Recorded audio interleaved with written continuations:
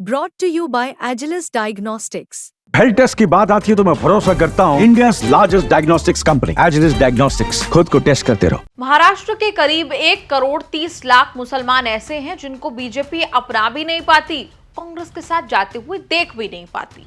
अगर अपनाना होता तो बटेंगे तो कटेंगे या एक है तो सेफ है जैसे नारे मोदी योगी नहीं लगाते। देवेंद्र फडणवीस को ये चिंता नहीं जताती कि वोट जिहाद हो रहा है। परवाह नहीं करने का नतीजा ये हुआ कि लोकसभा चुनाव में दिल खोलकर मुसलमानों ने एमवीए को जिता दिया। महाराष्ट्र में करीब 11-12% या करीब 1 करोड़ 30 लाख मुसलमान हैं। 288 में से 120 सीटें ऐसी मानी जाती हैं जहां मुसलमानों के वोटों से हार जीत तय होती है। 60 सीटों पर 15%, 38 सीटों पर 20%, 9 सीटों पर 40% से ज्यादा मुसलमान वोट माने जाते हैं। मुंबई की 36 सीटों पर मुसलमानों के वोट 25% से ज्यादा माने जाते हैं। सीएसडीएस ने लोकसभा चुनाव के बाद विधानसभा चुनाव से पहले अक्टूबर में ये सर्वे किया कि फला जाति, फला समाज, फला धर्म के लोग किसको वोट दे सकते हैं। लोकसभा में मायावती को 62% मुसलमान वोटों का नुकसान हुआ था। ये वही चुनाव था जिसमें एमवीए की लहर चली, मायावती की बुरी हार हुई। सीएसडीएस के सर्वे में नोटिस करने वाली बात यह निकली कि महायुति को जितना नुकसान पहले हुआ उससे कम विधानसभा में हो सकता है। लोकसभा में 62% का नुकसान हुआ, विधानसभा में घटकर नुकसान 48% रह सकता है। जो महायुति का नुकसान है वही एमवीए का फायदा है, मतलब 48% मुसलमान एमवीए को वोट दे सकते हैं। सीएसडीएस लोकनीति के सर्वे में एक डेटा और भी चौंकाने वाला निकला। सीएम की पसंद के सवाल पर उद्धव ठाकरे 52% मुसलमानों की पसंद बने। एकनाथ शिंदे फडणवीस टक्कर में कहीं है ही नहीं। इसीलिए सर्वे में सीएम के विकल्प में किसी कांग्रेस नेता का नाम नहीं था। ये संभव हो कि इससे भी उद्धव ठाकरे मुसलमानों के फेवरेट बन रहे हों। मुसलमान ऐसा वोट बैंक है जिसके वोट चाहिए तो सबको, लेकिन वोटों को लेकर कोई खींचतान करता दिखना नहीं चाहता। बीजेपी और शिवसेना नाम की पार्टियां तो बिल्कुल नहीं। मुसलमान वोट दें तो ठीक, वरना हम वोट पाने के लिए कुछ करेंगे नहीं। ट्रेडिशनली मुसलमानों के वोट कांग्रेस एनसीपी को मिलते रहे हैं। पुराना वोट बैंक बनाए रखने के लिए कांग्रेस ने सबसे ज्यादा भाव दिया। 6 बड़ी पार्टियों ने मिलकर सिर्फ 16 मुस्लिम उम्मीदवार उतारे। सबसे ज्यादा कांग्रेस ने 9 मुसलमान उम्मीदवार उतारे।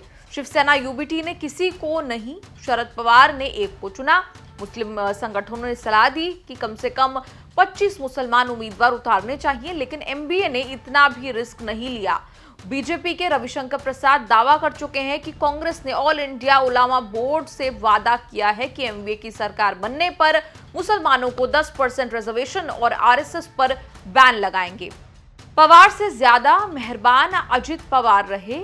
बीजेपी शिवसेना के साथ होने के बाद भी एनसीपी ने नवाब मलिक, सना मलिक, जिशान सिद्दीकी, हसन मुशर्रफ समेत 4 मुसलमान उतारे।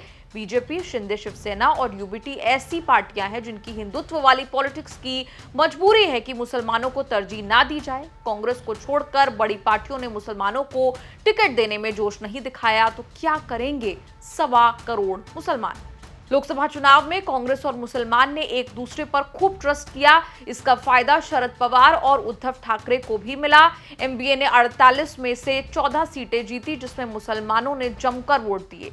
फडणवीस ने इसी को वोट जिहाद का नाम दिया। हिंदुस्तान टाइम्स की रिपोर्ट के मुताबिक लोकसभा चुनाव से पहले मराठी मुस्लिम सेवा संघ समेत करीब 180 एनजीओ ने जी तोड़ मेहनत की थी कि ज्यादा से ज्यादा मुसलमान वोटिंग करने पहुंचे। करीब 200 बैठकें कराई। एनआरसी, यूसीसी, वक्फ बोर्ड बिल का डर दिखाया गया। कैंपेन का पॉजिटिव रिजल्ट ये निकला कि 2019 के 60% के मुताबिक 15% ज्यादा वोटिंग हुई। अकेले मुंबई में 9 लाख नए वोटर जुड़वाने का दावा किया गया। मुसलमानों के सामने कांग्रेस के अलावा विकल्प समाजवादी पार्टी और एआईएमआईएम भी विकल्प है, लेकिन महाराष्ट्र लेवल पर नहीं। असदुद्दीन ओवैसी महाराष्ट्र में भाई अकबरुद्दीन को लेकर दस्तक दे चुके हैं। उनकी आहत से एमवीए तो नहीं, लेकिन देवेंद्र फडणवीस परेशान हुए हैं। 2019 में मुसलमानों के साथ दलित कॉम्बिनेशन करके एआईएमआईएम ने औरंगाबाद की सीट निकाली थी, लेकिन 2024 में वो सीट भी जाती रही। समाजवादी पार्टी भी हर चुनाव में हाजिरी लगा रही है, तो मुसलमानों की बदौलत फिर भी एमवीए ने सपा को अपने साथ नहीं लिया। आशंका बस इतनी कि एआईएमआईएम सपा जैसी पार्टियों के आने से मुसलमान वोटों का बिखराव होगा, नुकसान कांग्रेस और एमवीए को होगा। इसी में महायुति का फायदा है। आपका इस पूरी रिपोर्ट पर क्या कुछ कहना है? कमेंट्स में लिखकर अपनी राय जरूर दें और देखते रहिए न्यूज़ तक।